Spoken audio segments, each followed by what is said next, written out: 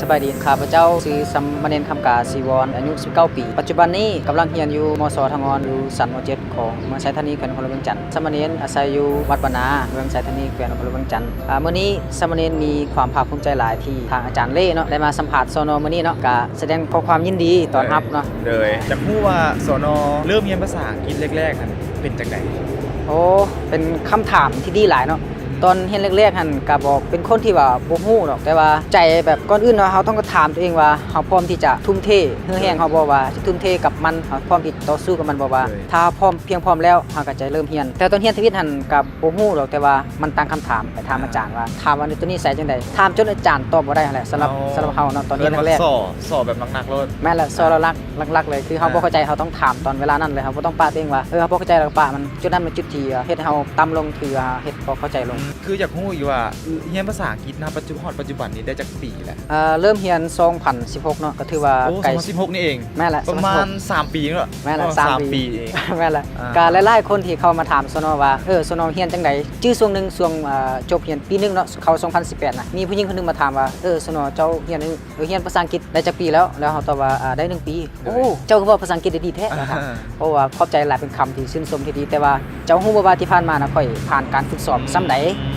ซ้อมหนักเนาะแม่ละซ้อมหนักอันน่ะสนพอฮู้บ่ว่าคนที่เรียนภาษาอังกฤษมาเป็น5ปีหรือแม้กระทั่ง10ปีแต่ก็ยังเว้าบ่ได้มันก็สาเหตุหยังคิดว่ามันเกี่ยวข้องกันบ่กับการซ้อมหนักหยังอันนั้นตัวนี้นี่แม่นเกี่ยวข้องย้อนว่าเขาขาดความพยายามเขาคือว่าเอิ้นว่าคนที่ว่าแบบคิดว่าตัวเองได้อยู่เสมอนะแบบบ่คิดว่าสิยอมเสียเปรียบไปร่วมกับหมู่ครูว่าพบปะคนใหม่ๆแทนที่จะไปร่วมกับหมู่ครูแบบว่าเฮ็ดคือคนโง่แต่บ่โง่นะหลายๆคนคิดว่าข่อยเรียนสนิทข่อยเว้าได้แล้วแต่บัดไปลงตัวจริงเห็นคนต่างประเทศบางคนก็แล่นนี่ก็ยังมีคือข้าพเจ้าไปเห็นตัวจริงเลยนะฮะต้องซูมเลยว่าบ่ต้องอายที่จะเว้าแต่ว่าก่อนอื่นอยากขอขอบใจศูนย์ภาษาอังกฤษจันทญานะโดยเป็นศูนย์วิทย์เลยที่ว่าเปิดหลักสูตรการสอนดีหลายและจุดพิเศษคืออยากขอบใจหมดทุกอาจารย์ที่ว่าสอนหั่นแต่ว่ามี2อาจารย์ที่ว่าสามารถสอนเฮาได้คืออาจารย์ติ๊กเป็นอาจารย์วิทย์เลยบอกว่าแม่นแหละอาจารย์ติ๊กเพิ่นบอกว่าถ้าเจ้าจะเขียนภาษาอังกฤษเป็นน่ะเจ้าต้องลองผิดก่อนแล้วลองพิมพ์ทึกกะยาบ่ทึกกะยาคือแต่ละแรกชื่อบ่เฮาแชทไปหานะแม่นแหละมันผิดหลายแต่ว่าตอนนี้เริ่มพัฒนาคือว่าถึกเบิดแล้วเดี๋ยวนี้เนาะแล้วเพิ่นบอกว่าจะบ่ต้องย่านที่จะผิดก็คือเข้ากับคือจะเว้าแล้วว่าบ่ต้องย่านที่จะใส่ภาษาอังกฤษนะทางเรียนแล้วนั่นแหละแล้วก่อนที่จะเว้าได้นี่มีอาจารย์ปังอาจารย์นั่นเลยที่ว่าสอนให้ค่อยได้เว้าได้ไปแล้วเพิ่นเว้าเฮ้ยมั่ง how are you คิดว่าจะตอบจังได๋เนาะบาดวันนี้เว้าภาษาลาวกับวันนี้ฉะนั้นว่าจั่วถ้าเจ้าจะเว้าเป็นเจ้าต้องบ่ต้องคิดถึงกรามาที่ก็เว้าผิดเบิดบัดเฮาเข้ากรามาจากปีนึงนั่นแหละเริ่มเข้าใจแล้วโอ้เว้าถูกแล้วตัวนี้แล้วในภาษาอังกฤษนะมันมีหลายทักษะแล้วมันสนคิดว่าทักษะใดที่สำคัญที่สุดในการเรียนภาษาอังกฤษทักษะในเรียนภาษาอังกฤษว่าที่จริงมีทักษะสำคัญที่สุดก็คือแบบต้องซื้อปืนมาอ่านฟังจาก YouTube หรือว่าตาม Facebook นะตามที่เจ้าเรียนนะสำหรับสามเณรเนาะที่ว่าเรียนได้ไวก็คือเรียนตามอินเทอร์เน็ตตามเพจก็คือเพจEnglish Overall ของอาจารย์เล่เนาะก็เห็นเพิ่นโพสต์โอ้ว่าน่าสนใจหลายก็เลยตอนนี้ก็เลยสร้างเพจของตัวเองก็คือEnglish Class หรือว่าห้องเรียนภาษาอังกฤษนั่นเองเนาะนั่นแหละคือการเรียนภาษาอังกฤษแบบการที่เฮาสร้างเพจก็เป็น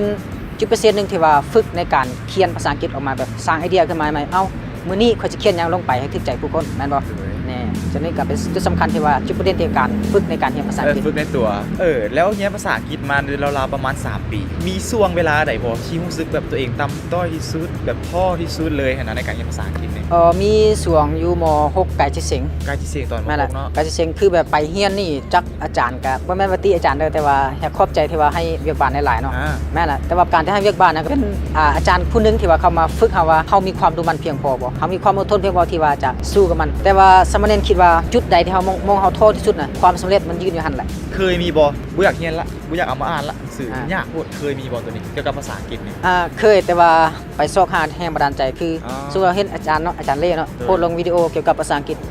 ที่ไปฟังโอ้รู้สึกว่าเพิ่นยังเข้าคืออ่านได้ตัวเองเพิ่นยังคือสิท้อให้หยังวะสักวันเฮาต้องเป็นได้ว่ะ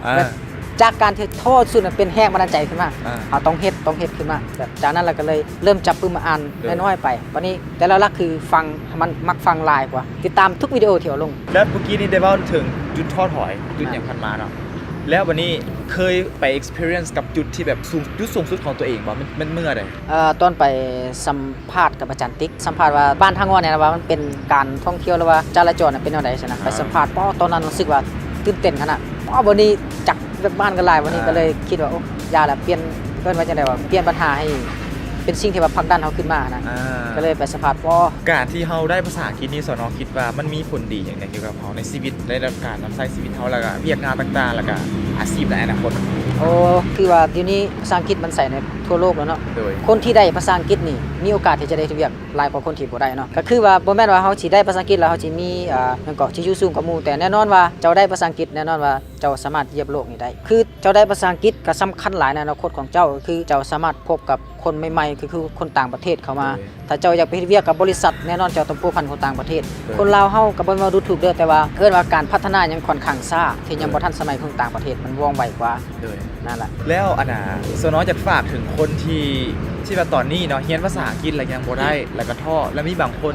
ก็เซาเรียนไปแล้วที่สุดคือมีหลายคนเนาะเป็นลูกศิษย์ของข้าพเจ้านี่แหละเป็นลูกศิษย์คือกระเจ้าก็ตั้งใจเรียนถ้าอิดมาเห็นตั้งใจเรียนมีแฮงบันดาลใจมาแบบแฮงกล้าเลยแหละสุดท้ายแล้วเรียนภาษาอังกฤษเห็นความยากของมันแล้วก็ท้อ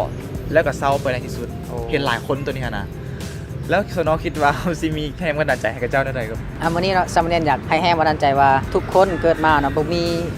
มีไผเก่งมาแต่เกิดเนาะคือคนที่ประสบความสำเร็จนี่เขาจะบ่มองหาพรสวรรค์แต่เขาจะมองหาพรแสวงของตัวเองว่าเขามีพรแสวงหลายส่ำใดหลักๆคือเขาต้องอดทนกับมันต้องต่อสู้กับมันว่าเฮามาเรียนฮอดจุดนี้แล้วนะเป็นหยังเฮามาเจอจุดที่ว่าน้อยๆคือจุดที่ยากที่สุดนะถ้าสมมุติว่าเฮาผ่านจุดนี้ได้ก็ถือว่ามันง่ายไปภาษาอังกฤษคนที่จะเก่งได้นะคือคนที่เคยโง่มาก่อนแม่นบ่คนที่จะเว้าได้ก็ย่อมเป็นคนที่ว่าผ่านการฝึกมาคือฐานแจ็คมาเพิ่นเว้าแหละภาษาอังกฤษมันก็สำคัญบ่สำคัญหลายในการดำรงชีวิตบางครั้งเฮาไปเรียนอยู่ในโรงเรียนนี่เฮาจะได้ประมาณ20%แต่เฮากลับมาเฮือนเฮาจะได้ประมาณ70%คนคั่วเอาเองเรียนตาม YouTube บ่ตาม Facebook ที่เขาเจ้าลงเดี๋ยวนี้มันแห่งหลายเพจลงภาษาอังกฤษเนาะแล้วอยากฝากบอกว่าจงอย่าท้อทุกคนจะเก่งได้นะก็ต้องผ่านจุดอ่อนมาก่อนถ้าเจ้าท้อตัวนี้เนาะท้อแต่อย่าถอยก็พอแปลว่าถ้าท้อได้ให้หยุดก่อนพักผ่อนก่อนแต่อย่าหยุดพัฒนาตนเอง